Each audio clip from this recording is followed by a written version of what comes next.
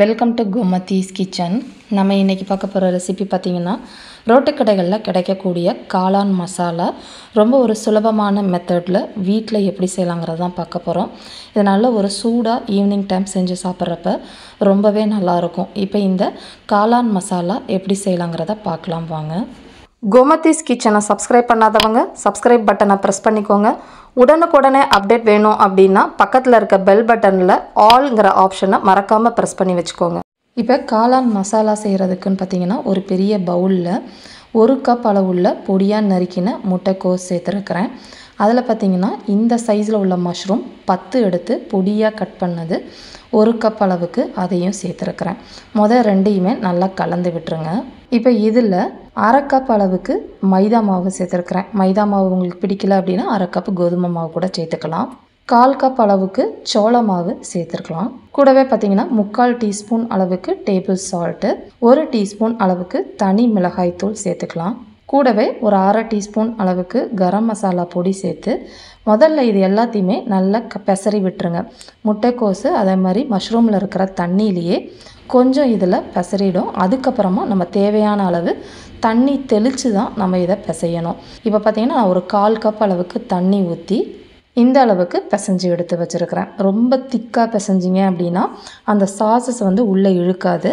நல்லா சூடாக இருக்கிற எண்ணெயில் சின்ன சின்னதாக பக்கோடாக்க மாதிரி போட்டு கொஞ்சம் அதிகமான தீயிலே நல்லா பொன் முருகலாக வர அளவுக்கு வறுத்து எடுத்துக்கலாம். ரொம்ப பெருசாக போட்டிங்க அப்படின்னா நம்ம அப்போ நம்ம மசாலாவில் போட்டோன்னப்போ நம்ம குத்தி உடச்சி விட மாதிரி இருக்கும். அதனால் இப்போயே சின்ன சின்னதாக கிள்ளி போட்டு இந்த அளவுக்கு வறுத்து எல்லாத்தையுமே இந்த அளவுக்கு வறுத்து ரெடி பண்ணியாச்சு. இதை நீங்கள் தனியாக சாதத்தோட சைட் டிஷ்ஷாக வச்சு சாப்பிட்லாம், இல்லை ஒரு தனி ஸ்நாக்ஸாக கெச்சப் வச்சு கூட சாப்பிட்லாம். இப்போ காளான் மசாலா நம்ம செய்கிறதுக்குன்னு பார்த்தீங்கன்னா இப்போ வறுத்த எண்ணெயே ஒரு குழி கரண்டி எடுத்து ஊற்றிருக்கிறேன். அதனால் சூடாக்கிட்டு இருக்கிறதுக்குள்ளே பார்த்தீங்கன்னா 1 டேபிள் ஸ்பூன் கெச்சப் எடுத்துருக்கிறேன். அதாவது டொமேட்டோ சாஸில் ஒரு 2 ட்ராப் மட்டும் சோயா சாஸ் சேர்த்துக்கிறேன். சோயா சாஸ் பிடிக்கல நீங்கள் அவாய்ட் பண்ணணுன்னா கூட நீங்கள் அதை ஊற்றிக்கணும்னு அவசியம் இல்லை. சில்லி வினிகர்னு கடையில் விற்கும், அது 1 டேபிள் ஸ்பூன் விட்டுருக்கேன்.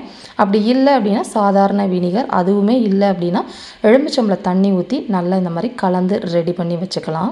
இப்போ எண்ணெய் நல்லா சூடானதுக்கப்புறமா கொஞ்சம் கருவேப்பிலை இலைகள், நல்ல ஒரு நீளமாக இருக்கிற பச்சை மிளகாவை இந்த மாதிரி கீறிட்டு சேர்த்துருக்கிறேன். 1 கப் அளவுள்ள பொடியாக கட் பண்ண பெரிய வெங்காயம், இது எல்லாத்தையுமே மிதமான தீயில் இந்த அளவுக்கு பொன்னிறமாக வர அளவுக்கு வதக்குனதுக்கு அப்புறமா 1 டீஸ்பூன் அளவுக்கு இஞ்சி பூண்டு விழுது சேர்த்து பச்சை வாசனை போகிற அளவுக்கு வதக்கி எடுத்துக்கோங்க. இந்த அளவுக்கு நல்லா பச்சை வாசனை போனதுக்கு அப்புறமா பார்த்தீங்க அப்படின்னா தக்காளி, ஒரு சின்ன தக்காளியை மிக்சியில் போட்டு பியூரி ஆக்குனது 1/2 கப் அளவுக்கு மட்டும் சேர்த்துக்கிறேன். ரொம்ப தக்காளி சேர்க்க வேணாம், ஏன்னா நம்ம சாஸ் சேர்க்க போகிறோம். இது நல்லா கிரேவி குழகுழப்பாக கிடைக்குங்கிறதுக்காக இதை சேர்த்துருக்கிறேன். நல்லா இந்த அளவுக்கு வந்ததுக்கு அப்புறமா 1/2 டீஸ்பூன் அளவுக்கு காஷ்மீரி மிளகாய் தூள், காரம் இருக்காது கலருக்காக சேர்த்துருக்கிறேன். கடையில் வாங்கின எம்டிஆர் மசாலாவில் கறி மசாலா பவுடருன்னு இருக்கும், அது 1 டீஸ்பூன் அளவுக்கு சேர்த்துக்கலாம். அப்போ உங்களுக்கு கடையில் கிடைக்கிற அதே ஃப்ளேவர் உங்களுக்கு கிடைக்கும். இது இல்லை அப்படின்னா நீங்கள் கரம் மசாலா மட்டும் சேர்த்துக்கலாம். இந்த அளவுக்கு வதங்கி பச்சை வாசனைலாம் போனதுக்கு அப்புறமா 1/2 டீஸ்பூன் அளவுக்கு கரம் மசாலா தூள் சேர்த்துருக்கிறேன். ஏன் இப்போ சேர்க்குறேன் அப்படின்னா முன்னாடியே சேர்த்திங்கன்னா அதோட வாசனை போயிடும். அதனால் இந்த டயத்தில் போட்டு இந்த அளவுக்கு வந்ததுக்கு அப்புறமா நம்ம ஏற்கனவே கலந்து வச்சுருக்க சாஸில் ஒரு 1/2 கப்லேருந்து 1/4 கப் தண்ணி ஊற்றி தண்ணியாக கலந்து விட்டுட்டு அதுக்கப்புறம் இதில் சேர்த்துக்கணும். அவங்க பார்த்திங்கன்னா இதை ரெடிமேடாக கலந்து வச்சுட்டு ஒரு குழிக்கரண்டி எடுத்து ஊற்றுவாங்க. நம்ம இந்த மாதிரி ஊற்றுறப்ப உங்களுக்கு கிரேவி நல்லா குழகுழப்பாக கிடைக்கும். இது திக்கனைக்குன்னு பார்த்திங்கன்னா ஒரு 1/2 டீஸ்பூன் அளவுக்கு கார்ன் ஸ்டார்ச்னு கடையில் கிடைக்கும், அதை எடுத்துகிட்டு நல்லா தண்ணி ஊற்றி கலந்து எடுத்துக்கோங்க. இது எதுக்குன்னா இதுதான் நமக்கு அந்த கிரேவியை நல்லா திக்காகி கொண்டு வரும். இந்த அளவுக்கு பச்சை வாசனைலாம் போய் சுருண்டு வந்ததுக்கப்புறமா 1/2 கப்லேருந்து 3/4 கப் அளவுக்கு தண்ணி சேர்த்துட்டு அதுக்கப்புறமா தான் நம்ம கார்ன் ஸ்டார்ச்சு சேர்க்கணும். இல்லாட்டி ரொம்ப சீக்கிரமாக சட்டுன்னு நமக்கு சுருண்டு வந்துடும். இப்போ தேவையான அளவு 1/2 டீஸ்பூன் உப்பு சேர்த்துருக்கிறேன். சேர்த்து நல்லா கலந்து விட்டுட்டு இந்த மாதிரி இருக்கிற ஸ்டேஜில் நம்ம கார்ன் ஸ்டார்ச் வச்சுருந்தோம் இல்லையா, அந்த தண்ணியை சேர்த்த உடனே நமக்கு திக்காக ஆரம்பிச்சிடும். அதனால் இந்த தண்ணியாக இருக்கிற ஸ்டேஜ்லேயே வறுத்த அந்த பக்கோடாக்கள் இருக்கு இல்லையா, உடனே சேர்த்துக்கணும். ட்ரையாக இருக்கப்போ சேர்த்திங்கன்னா மசாலா உள்ளே உறிஞ்சாமல் ட்ரையாக இருக்கிற மாதிரி இருக்கும். நல்ல ஒரு மிதமான தீயில் ஒரு 2 நிமிஷம் நல்லா கிளறி விட்டுருங்க. உங்களுக்கு குழகுழப்பாக இருக்கிற ஸ்டேஜில் பிடிக்கும்னா இந்த இதில் எடுத்துக்கலாம். நான் இன்னும் கொஞ்சம் ட்ரையாக விட்டுக்க போகிறேன். இந்த அளவுக்கு இருக்கிறப்ப நம்ம சர்விங் பவுலுக்கு மாற்றிட வேண்டியது தான். ரொம்ப ஈஸியாக செஞ்சிடலாம் காளான் மசாலா.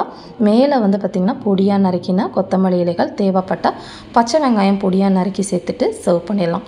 சூப்பரான செம டேஸ்டியான காளான் மசாலா ரெடி ஆகிடுச்சு. ஸோ இதே மாதிரி அளவுகளோட இந்த ரோட்டு சைடு காளான் மசாலா செஞ்சு பார்த்துட்டு எப்படி இருக்குங்கிறத கமெண்ட் பண்ணுங்கள். வீடியோ பிடிச்சிருந்தாலும் கமெண்ட் பண்ணுங்கள், லைக் பண்ணுங்கள், ஷேர் பண்ணுங்கள். மறக்காமல் கோமதிஸ் கிச்சன் சேனலை சப்ஸ்கிரைப் பண்ணி வச்சுக்கோங்க. தேங்க்ஸ் ஃபார் வாட்சிங்.